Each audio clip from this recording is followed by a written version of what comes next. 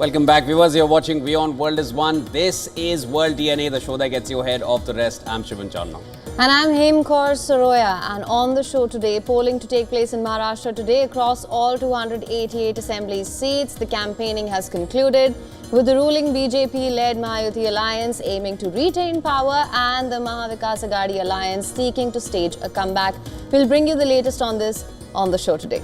Also on the show, Russian President Vladimir Putin has revised the nuclear doctrine, lowering the threshold for a nuclear strike in response to a range of conventional attacks. The Ukraine has fired US atacms missiles inside Russia, which was a clear red line for Putin. What's next in the Russia-Ukraine war? We'll get you the latest details on that front as well. This and a lot more lined up for you right here on World DNA. Let's start with the headlines.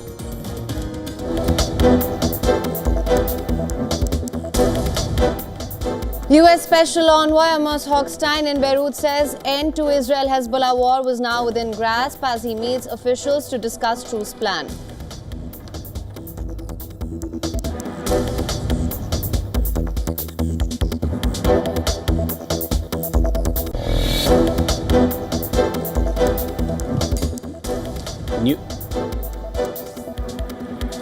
Russia lowers nuclear threshold and vows appropriate response amid claims that Ukraine fired US-supplied long-range missiles into Russian territory.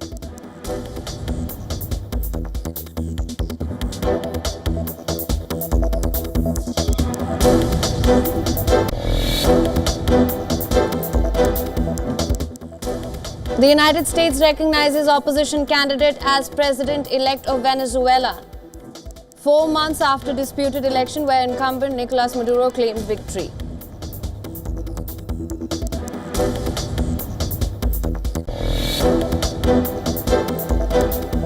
Voting begins across 288 assembly constituencies in India's Maharashtra state amid tight security. Second phase of polling being held in Jharkhand.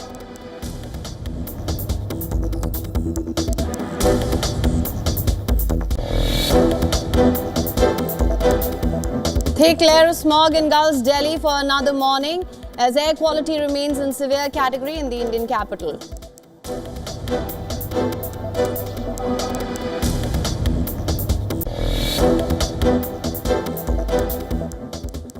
Two-time Grand Slam champion Rafael Nadal's legendary career comes to an end with a loss at the Davis Cup. The 38-year-old becomes emotional during the farewell ceremony and says he just wants to be remembered as a good person.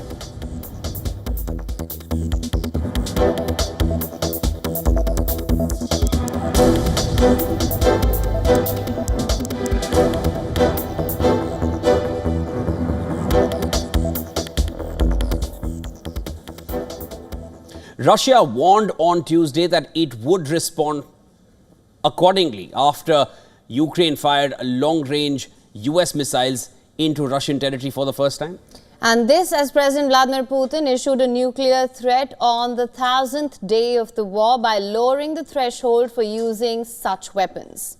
Now, a Telegram channel affiliated with the Ukrainian military has posted the video, which it says shows US-supplied army tactical missile systems or atacms missiles being fired from an undisclosed location in Ukraine. Moscow says 6 US-made atacms tactical missiles were fired at a military facility in Bryansk border region. This area is close to Kursk, where Ukrainian forces have captured Russian territory and heavy fighting is underway. The missile system is known as Army Tactical Missile System, as I mentioned earlier as well, shortly known as atacms. Interestingly, they were initially developed during the Cold War to destroy Soviet targets.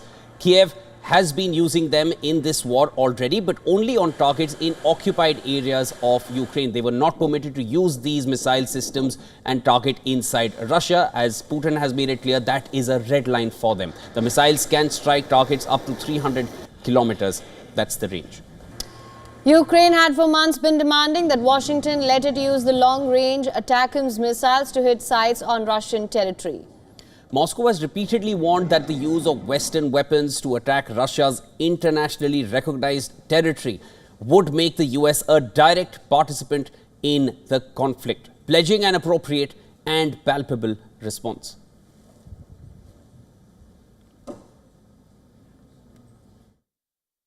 То, что atacms, The fact that atacms was used repeatedly in the Bryansk region tonight, of course, it is a signal that they want to escalate the conflict, and it is impossible to use these high-tech missiles without the Americans. Putin has said this many times.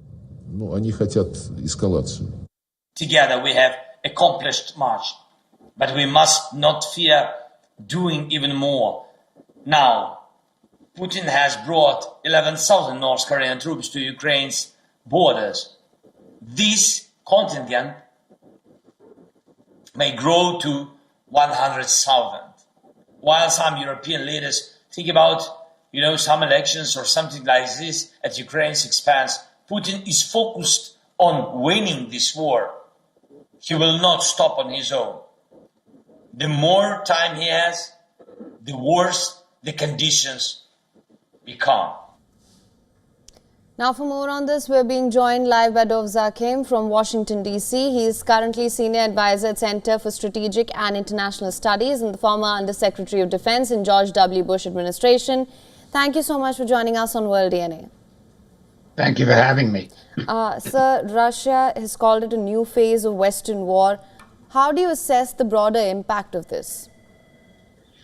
Well, look, every time we have sent anything to the Ukrainians, the Russians have gotten all flustered, and Mr. Putin and his spokesman have talked about nuclear weapons. And in fact, just the other day, Mr. Putin signed off on a supposed change in nuclear strategy, which, according to the change, means that a major attack on Russia could lead to all sorts of nuclear consequences. Of course, it's Mr. Putin and his people who define what is a major attack, and whether or not they made a change, it really doesn't matter. The threats have been there all along.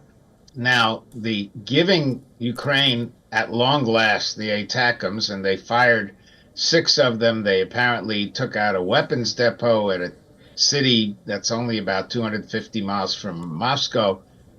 Clearly does give Ukraine a new capability. But for the Russians to talk about attacking sovereign territory when they've been doing it since February of 2022 is a bit much. One thing I would add, because we are now letting the Ukrainians use longer atacms for longer range strikes, and by the way, there are estimates that the missile can actually go as much as 600 kilometers. That actually was done by the Center for Strategic and International Studies, with which I'm affiliated. It also means that the British missile and the French missile, both of which, the French one is called Scout, and those could not have been used before because they had American components. Now, of course, they can and will be used as well, so that will boost the Ukrainians too. Mr. Zakhem, you mentioned that Russia has always reacted in this manner. They've always gotten flustered. They've never held back from mentioning nuclear war. But at this point, where we stand currently, Putin had very clearly made it clear that the current situation now that we are seeing with atacms hitting targets inside Russia, that was a red line for Russia. The nuclear doctrine has already been altered, and we saw Russia carrying out nuclear drills in the past as well. Some latest reports are also suggesting that Russia started building nuclear-resistant bomb shelters. Is a nuclear war now imminent in Europe? I don't think so. Remember, Putin had said that Crimea was part of sovereign Russia. So when the Ukrainians were attacking Crimea, they were already attacking sovereign Russia, according to Putin. And of course, he did not respond. I think we have to recognize that the Russians obviously understand that this is going to give Ukraine a much stronger negotiating position. We know that Mr. Trump wants to negotiate an agreement between the two countries. But obviously, the stronger Ukraine is in that position, the more likely it is to at least get something to justify its resistance for so long and push Putin back. If Ukraine is weak and negotiates from weakness, Putin gets everything he's taken so far, and probably his appetite will not be satisfied, and he'll go for more. Sir, now speaking of Trump, of course, Ukraine had been asking for these strike capabilities for a long time. The Biden administration had remained reluctant. Now, when it is time for Trump to come back to the White House, and we know that he said it repeatedly that he will end the war in 24 hours, get both sides on the negotiating table and end this war. That being said, this is a pivotal move by the outgoing administration. So how do you assess that? Especially when it's coming at the last leg of his term, when Trump has already made some talks with Putin. You know, at this point, is it a welcome for Trump? I think so, actually. And the reason I say that is that, look, Trump knows that the Ukrainians will resist unless they feel that they have something that they can negotiate with at their end. Strengthening Ukraine, actually, in my view, makes a negotiation much more credible and might make it easier, actually, for Mr. Trump to get some kind of deal. Look, in my years in government, I negotiated more than half a dozen agreements. If you think that you can get an agreement with someone who absolutely feels they're cornered, that's not the way it works. If they feel that they're cornered, they will push back and fight to the end. On the other hand, if they feel that they've made some progress, that Putin has to negotiate fairly and not from a total position of strength, I think Mr. Trump has a good chance of getting, I don't know if he can do it in 24 hours, but I think he has a good chance of getting that war to end. And of course, he would very much like to get a Nobel Peace Prize for it. Mr. Zakim, thank you so much for joining us and sharing all your insights. A lot of, pertinent points that you have made there. And of course, this is a situation which is developing by the hour. There'll be lots more to discuss. Always a pleasure speaking with you. Thank you so much. An end to the Israel-Hezbollah war is now within grasp, as per U.S. Special Envoy Amos Hochstein in Beirut. And as he meets officials to discuss a truce plan largely endorsed by Lebanon, after meeting with Hezbollah allied Parliament Speaker Nabi Berri, who led mediation on behalf of the group, Hochstein told reporters he saw a real opportunity to end the fighting. He also met Lebanese Prime Minister Najib Mikati and Army Chief Joseph Aoun. This is a moment of decision-making. I'm here in Beirut to facilitate that decision, but it's ultimately the decision of the parties to reach a conclusion to this conflict. It is now within our grasp. The Lebanese Parliament Speaker Nabi Berri said the situation is good in principle, adding that his team and U.S. representatives still had some technical details to settle. The U.S. State Department also said an agreement to end the conflict between Israel and Hezbollah was within reach. President's Special Envoy Amos Hochstein was in Beirut today, meeting with the Speaker of the Lebanese Parliament. He gave a press statement after that where he made clear that we have made significant progress and that an agreement is within reach, but it's going to take decisions by both parties, by both Israel and Lebanon, to actually get an agreement, and that's what we're going to continue to push for. Meanwhile, Hezbollah said it fired guided missiles at Israeli forces as they attempted to evacuate wounded soldiers in southern Lebanon. The pro-Iranian group in a statement said it wounded Israeli soldiers in a missile attack in the border town of Markaba before firing at a second one at an infantry unit that came to remove the wounded. Hezbollah said it then targeted with another guided missile a third infantry unit that came to try and recover the dead and wounded. The Israeli army said that a soldier was killed in South Lebanon. 30-year-old IDF reservist from Jerusalem, Sergeant First Class Omer Moshe Geldor, was killed during combat. He was from Golani Brigade's logistics unit. Now, 3 other Israeli soldiers were wounded in the conflict as well. Total 49 IDF soldiers have lost their lives in Lebanon since the start of ground operations. Furthermore, the Israeli army accused Hezbollah militant group of firing on 2 United Nations peacekeeping bases in Lebanon on Tuesday. An army statement said Hezbollah fired a number of rockets at a UN base in the southern village of Shama, while a Hezbollah rocket had hit another UN position in Ramya. where 4 United Nations peacekeepers were wounded.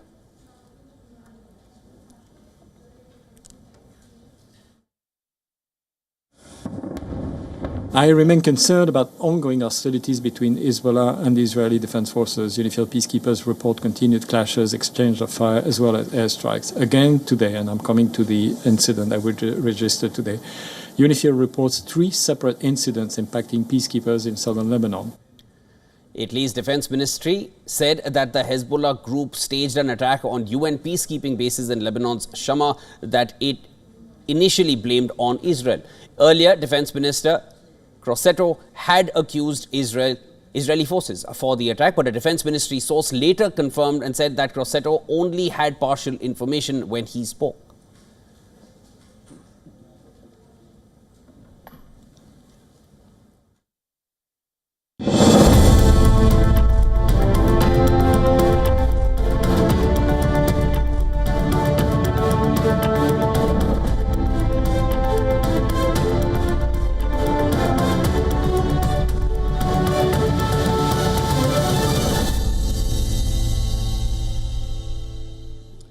The 19th G20 summit concluded in Rio de Janeiro with leaders calling for increasing climate financing and renewable energy.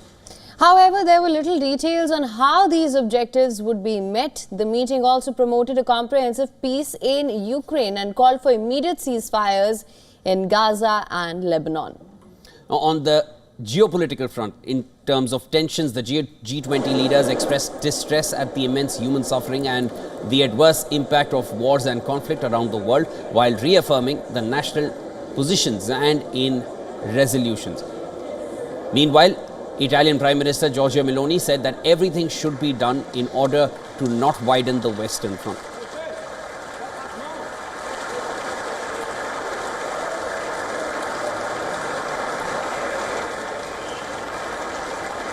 Brazil's President Lula da Silva closed the Group of 20 summit and handed over the presidency to South Africa.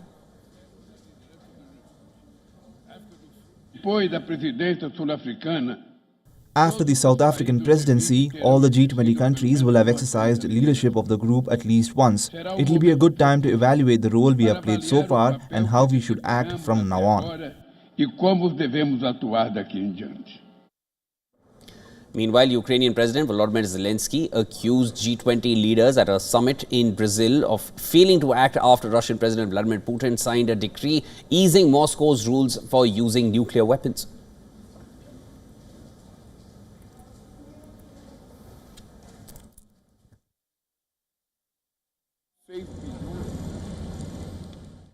Today, G20 countries, they're sitting today in Brazil.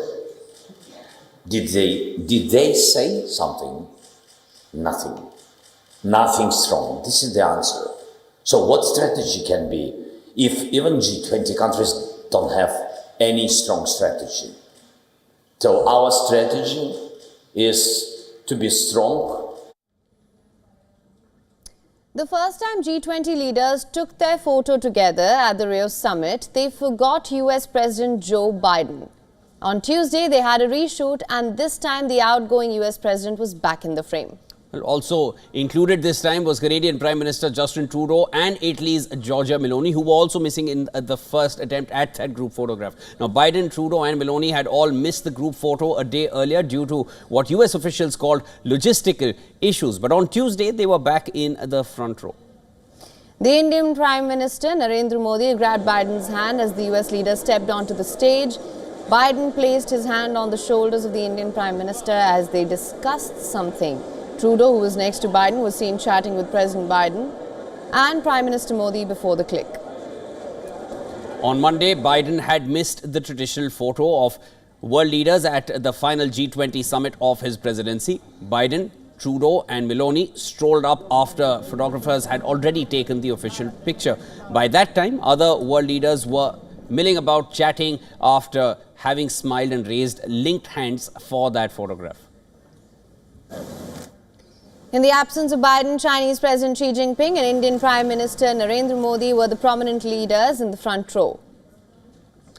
Biden administration officials said that Biden and other leaders missed the photograph because of logistical issues, as we mentioned earlier as well.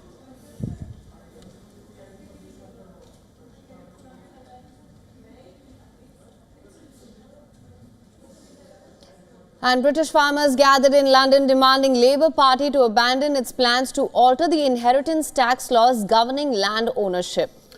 Farmers are saying that the tax threatens the agriculture sector and food production. With banners, bullhorns, toy tractors and an angry message, British farmers descended on the parliament, opposing the so-called tractor protest. Children of farmers were seen driving toy tractors. Now, the protest is part of a wider backlash against Chancellor Rachel Reeves' financial plans announced in October that will see farmers with land worth more than $1.26 billion unable to leave their farms to their children tax-free from 2026. Farmers say the change will threaten the viability of family farms, which often have tight profit margins, and that their children will have to sell land to cover that tax bill, raising the risk that food production will suffer. Because this tax is just unaffordable, it will put us out of business. We can't afford, if we're making, say, 0.5% return a year on investment, how can we afford 20% of that investment to pay over in tax? Meanwhile, in France, farmers also took to the streets. They drove their tractors into cities in protest against the prospect of the trade deal between European Union and South America's Mercosur bloc, which will further intensify competition for the French agriculture sector. The EU and 4 Mercosur members, Argentina, Brazil, Paraguay and Uruguay, are pushing to conclude long-running trade negotiations by the end of the year. A convoy of tractors also arrived in front of Pessac Town Hall in western France to dump manure. In the southwestern French city of Agen, farmers piled up tires in front of the local prefecture, while tractors and angered farmers filled the streets in the city of Limoges.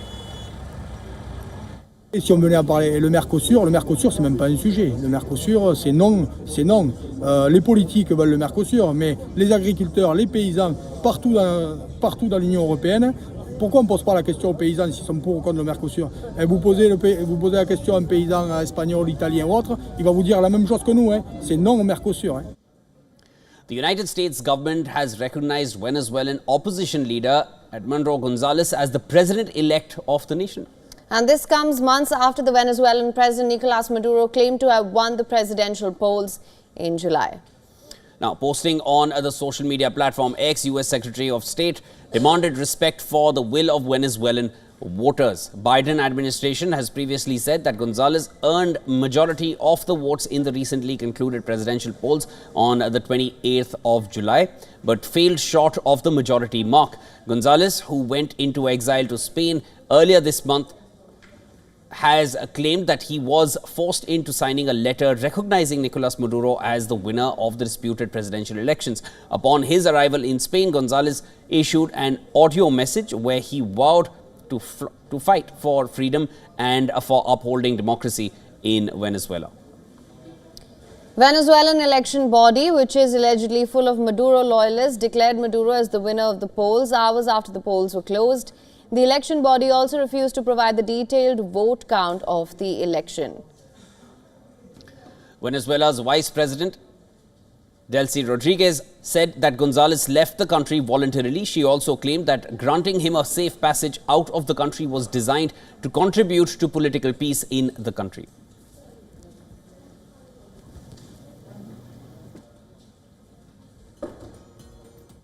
And in Pakistan, 7 policemen who were kidnapped from the Bannu district in Khyber Pakhtunkhwa have been recovered successfully. Bannu district police officer told local media that the 7 policemen have been received by the Pakistan police. He further added that building pressure via local elder and police search operations helped to rescue the abducted officers. As per media reports, the armed militants forcefully entered the checkpost and took the cops deployed there as hostage at gunpoint during the attack. A large police team reached the area and launched a search and rescue operation. Pakistan has witnessed a sharp uptick in the number of attacks targeting security personnel and other law enforcement agencies. Security checkpoints, particularly in Balochistan and Khyber Pakhtunkhwa regions. On the 15th of November, 7 security personnel were killed and several others were injured in a terror attack on a checkpost in the Johan area of Kalat in Balochistan.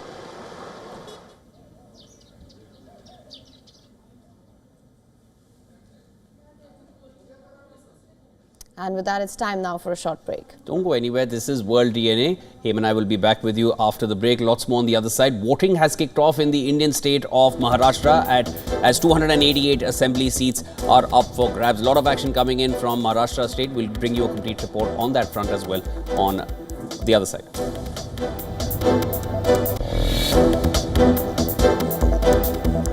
Residents of the Indian capital continue to reel under the pollution crisis as central and state authorities scramble to implement course correction measures.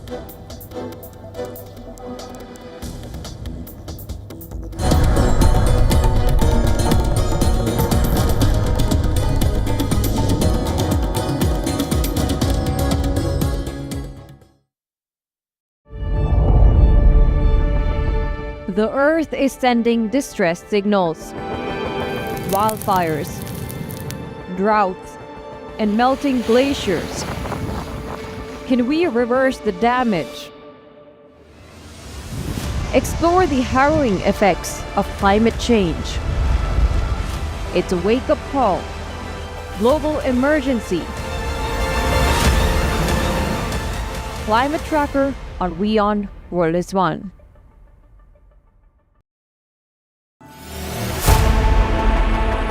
Know more, understand better, think ahead. Hello and a very warm welcome. You are watching Gravitas with me, Molly Gambhir.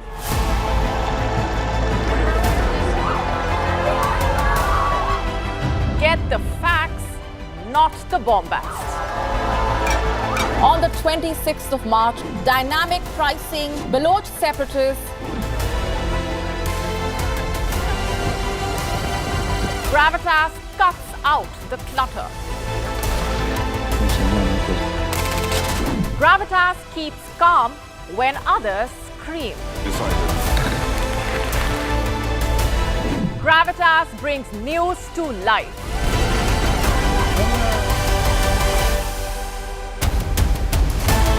Weekdays 9 p.m. IST, 3:30 p.m. GMT. Gravitas. Seeing is believing. Know more, understand better, think ahead. Hello and a very warm welcome. You are watching Gravitas with me, Molly Gambhir.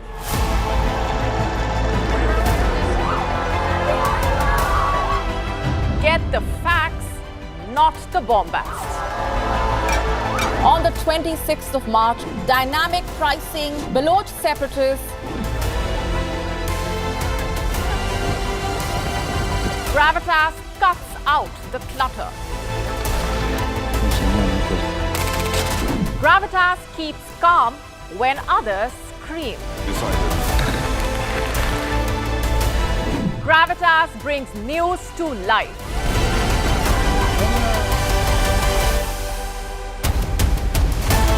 Weekdays 9 p.m. IST, 3:30 p.m. GMT. Gravitas. Seeing is believing.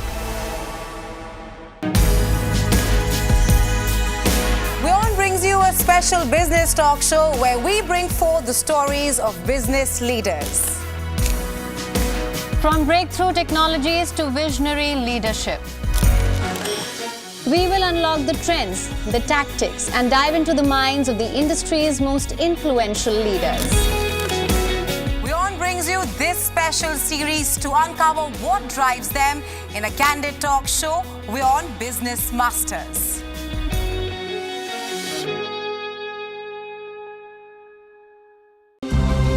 To bring the benefits of the Subhash Chandra Show to your educational institution, teachers and students, send an invitation to Juhi Jha at juhi@such.org.in.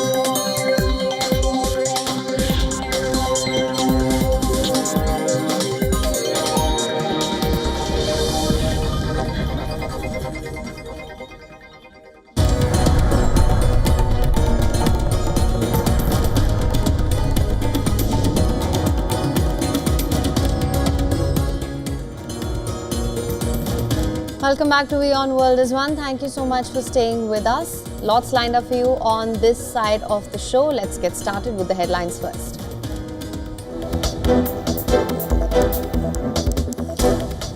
Delhi continues to struggle with pollution as air quality remains in the severe category as thick layer of smog engulfs the national capital for another morning.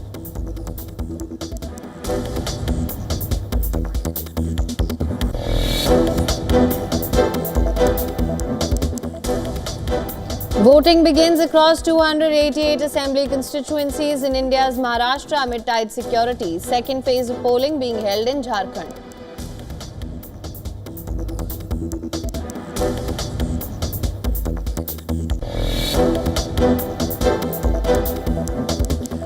Russia lowers nuclear threshold and vows appropriate response amid claims that Ukraine fired US-supplied long-range missiles into Russian territory.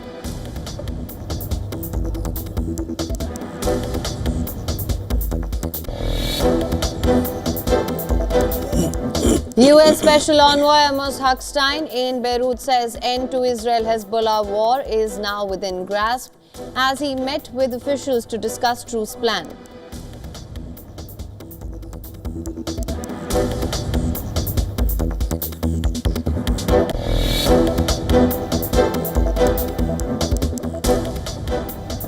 US recognizes opposition candidate as president-elect of Venezuela 4 months after disputed election where incumbent Nicolas Maduro claimed victory.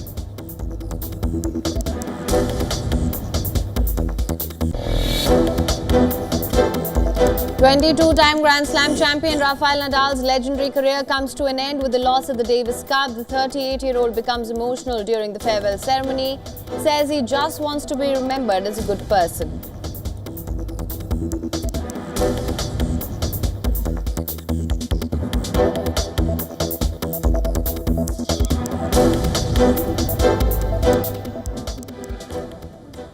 And voting underway in 288 assembly seats across the Indian state of Maharashtra.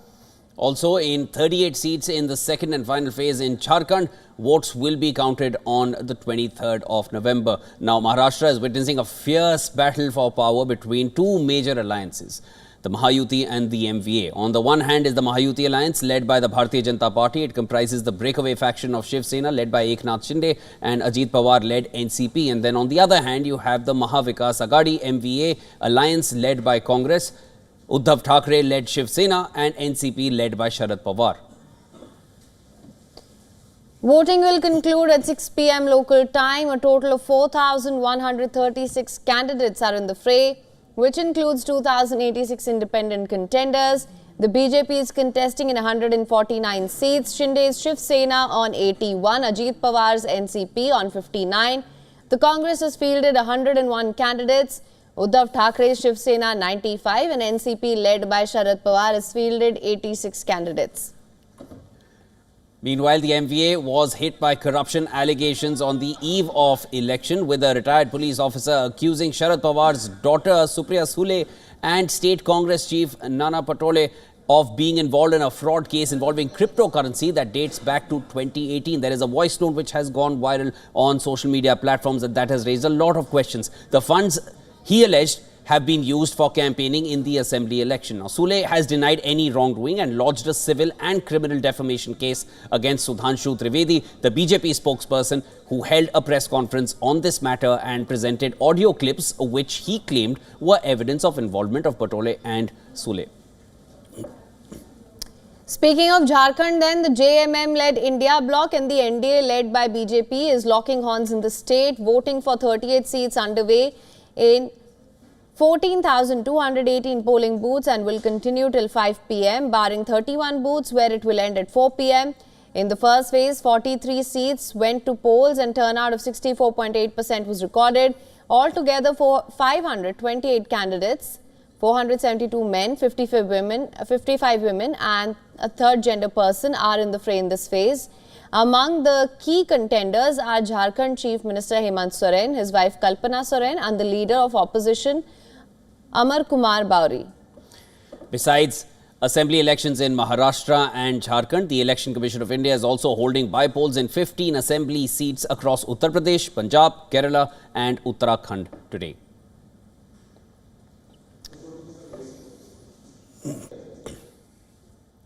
And for more on this, our principal correspondent Disha Shah is joining us live from Mumbai. Disha, thank you so much for joining us. People of Maharashtra are voting to elect representatives to the state's 288-strong assembly. What can you tell us about the mood on ground, and are people slowly coming out to vote? Firstly, good morning to you and the viewers who are watching us here on WION. And it is a very pleasant and energetic morning because here we are right outside a polling center and we can see long queue of voters coming in. We can see mostly the senior citizens also coming in huge numbers, and amid tight security to ensure that the voting process goes on smoothly and securely, we are looking at a tightened security as well. And this is one such polling center, and there are similar sentiments on the other polling centers across in Mumbai and across the state of Maharashtra as well. Talking about why these elections are significantly important.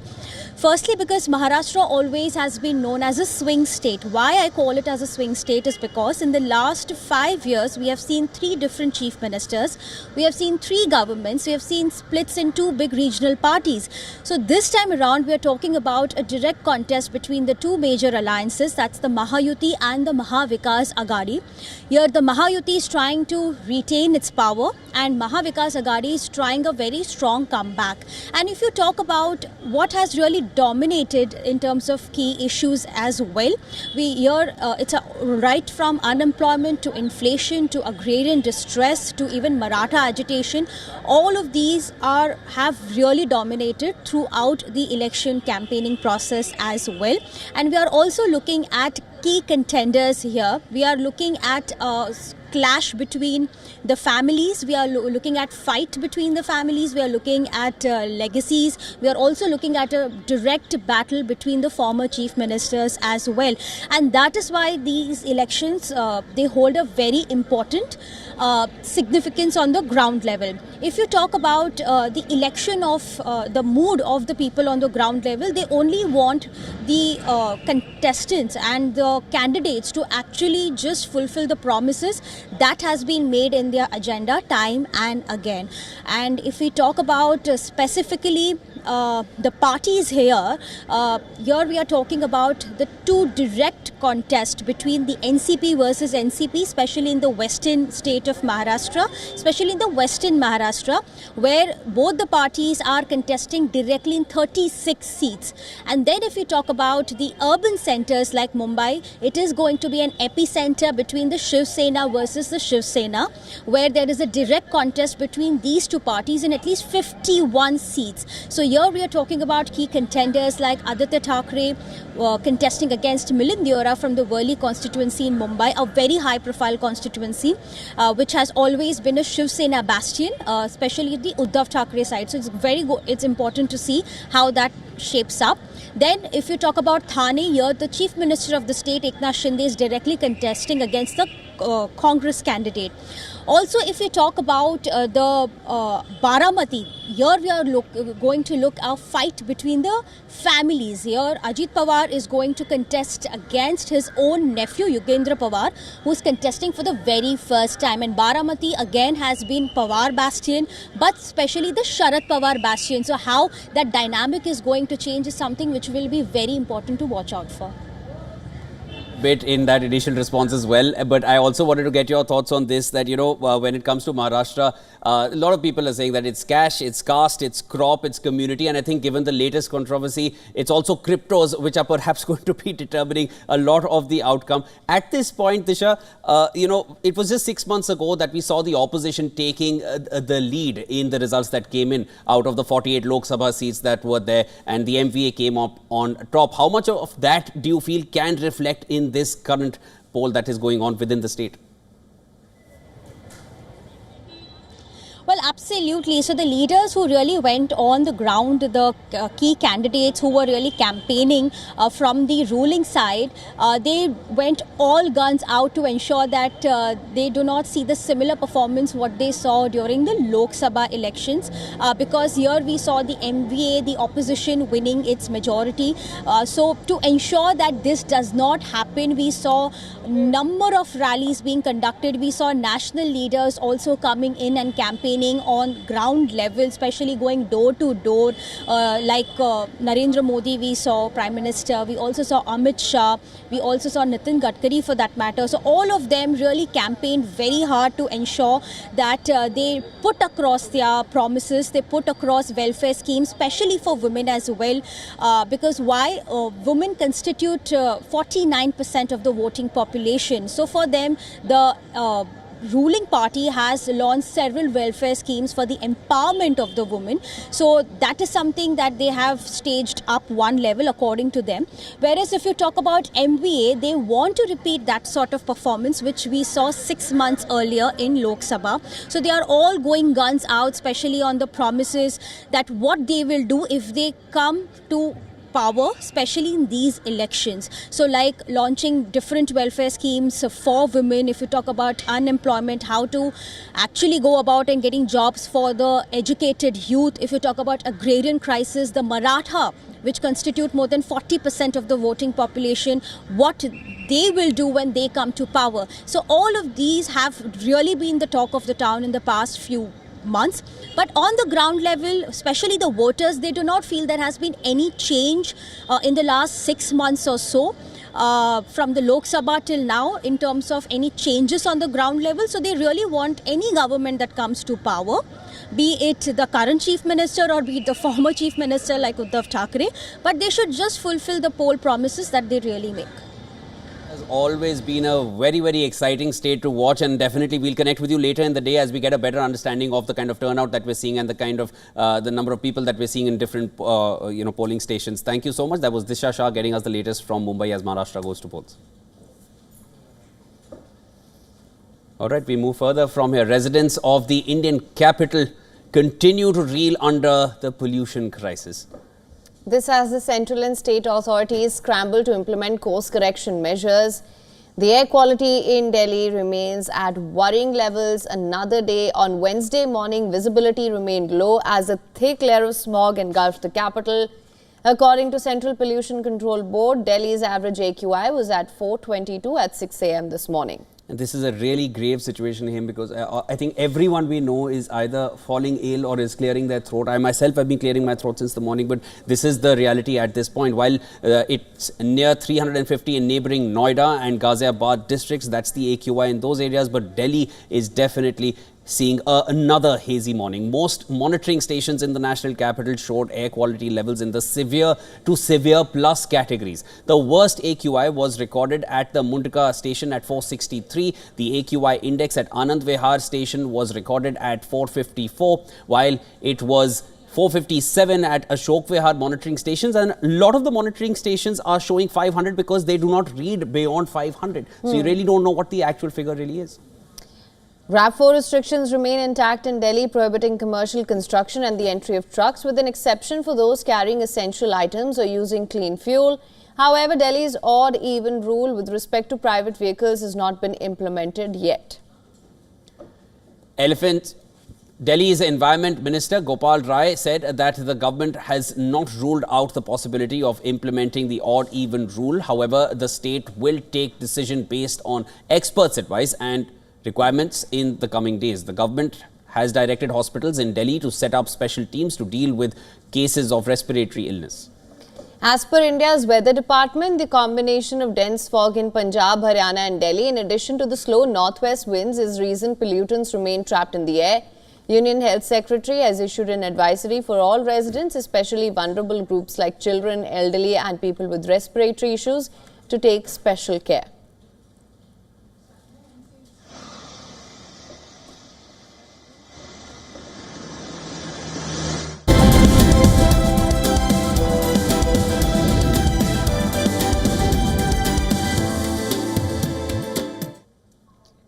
Moving on, on then, Ukraine's parliament has approved the 2025 state budget, allocating $54 billion. That's about 60% of the total expenditures to defense and security. Now, this amounts to 26% of the country's GDP as the war with Russia marked its 1000th day. Prime Minister stated that all taxes from citizens and businesses next year will fund defense efforts. The budget priorities include weapons production, drone manufacturing and the modernization of Ukraine's military industry. Plans include producing 30,000 long-range drones, 3,000 missile systems. This despite this focus, Kyiv faces significant economic challenges, with slow projected growth of 2.7% for 2025 compared to this year's 4% target. Ukraine's overall budget for 2025 is set at $87 billion with projected revenues of $49 billion, excluding international aid. And this leaves a $38 billion deficit, which will rely on support from Western partners and domestic borrowing. The International Monetary Fund has approved $1.1 billion to assist Ukraine. Meanwhile, Ukraine is implementing its first wartime tax increases on citizens and businesses to boost revenues. Defense spending will rise by $823 million compared to this year. Ukraine's defense spending, though significant, it's dwarfed by Russia's 2025 budget, which allocates about $135 billion for defense and $35 billion for domestic security. That's 3 times more than Kyiv's allocation. Despite this disparity, Ukraine's weapons production sector has been a key driver of economic activity. The government also plans measures to support citizens and wartime hardships, focusing on recovery and resilience. However, challenges like energy shortages and workforce losses continue to strain the economy. As the war continues, Kiev's reliance on international financial aid remains critical to sustaining its military and economic efforts.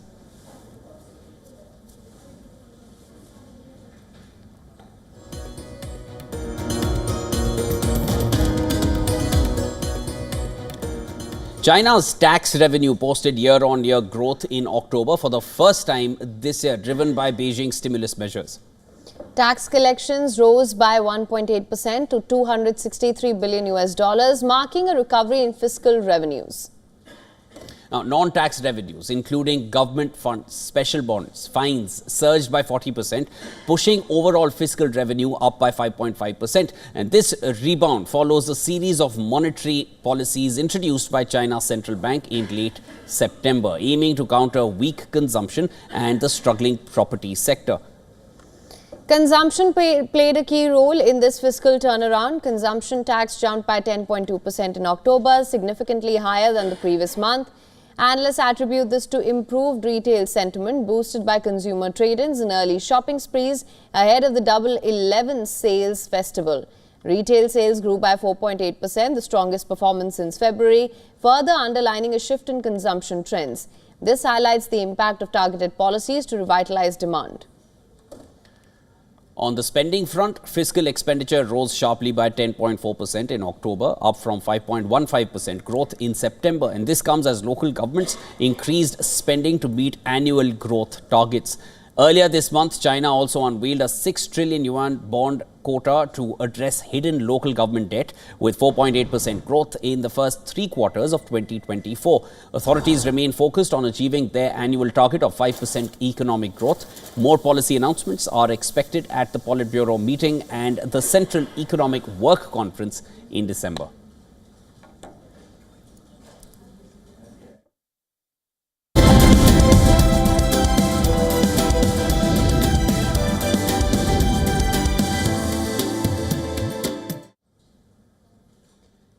Let's now take a look at developments from the world of technology. According to a report by Pew Research Center, 1 in 5 Americans regularly get their news from digital influencers. Moreover, people belonging to racial minority groups, young adults and adults with low income were more likely to get their news from influencers. It was found that most Americans prefer influencers from X, Elon Musk's social media platform. More than 10,000 adults were interviewed and thousands of social media posts by digital influencers were analyzed for the report. While most of the respondents said new influencers have helped them better understand current events, only 9% of the respondents agreed to have gotten more confused after watching or reading influencer posts. Meanwhile, 70% of the survey respondents believe that the news they get from influencers is somewhat different than what they hear elsewhere.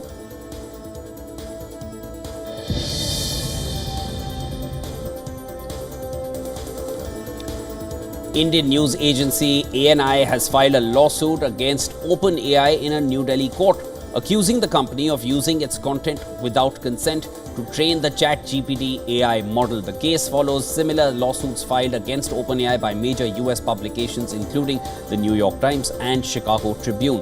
ANI has also alleged that OpenAI's tools have falsely attributed fabricated news stories to the agency.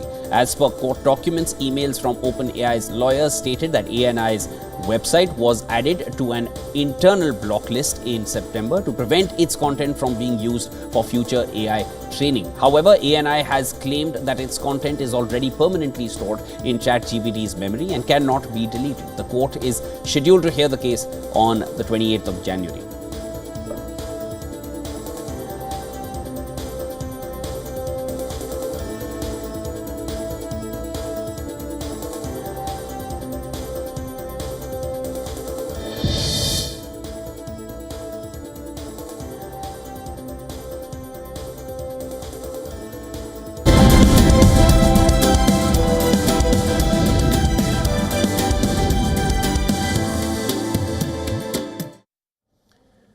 There's finally an end to the illustrious career of Rafael Nadal. The 22-time Grand Slam champion ended his legendary career with a loss at the Davis Cup.